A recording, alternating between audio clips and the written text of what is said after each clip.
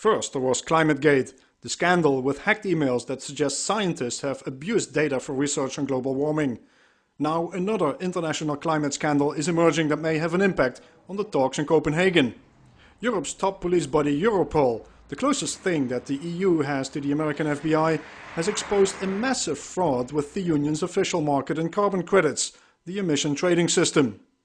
The fraud is costing taxpayers in a handful of European countries more than €5 billion. That's more than $7 billion. And it also raises doubts about the effectiveness of carbon trading as a measure to curb emissions. Europol Director Rob Wainwright issued the following statement.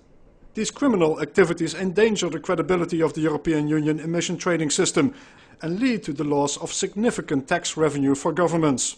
Police authorities in Belgium, Denmark, France, the Netherlands, Spain and the United Kingdom have worked together in what Europol calls a process to identify and disrupt the organized criminal structures behind these fraud schemes.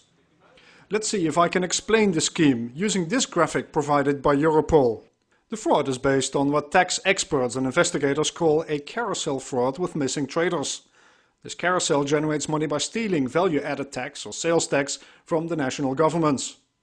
The first step of the criminals is to open a trading account with a national carbon registry in the name of a newly registered company.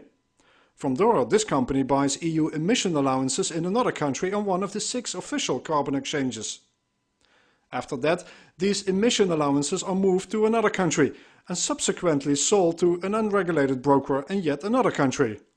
This broker then charges VAT or sales tax on the transactions, and he does not pay the collected VAT to the tax authorities.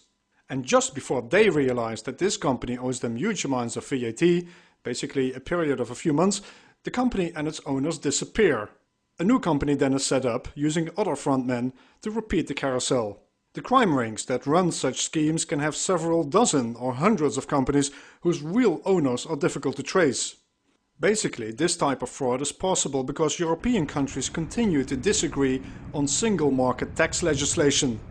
Carousel fraud, therefore, is a constant feature in the European cross-border market. Until recently, though, it only happened mostly with shipments of valuable goods, such as iPods or flat-panel TVs, not with carbon credits. The emission trading system in Europe was set up in 2005 as part of the European Union's efforts to curb emissions of greenhouse gases. This topic now is at the top of the agenda at the UN Climate Summit in Copenhagen this week and next. This unprecedented and massive fraud is likely to prove a major embarrassment for EU negotiators. Raymond Franken, EUX TV.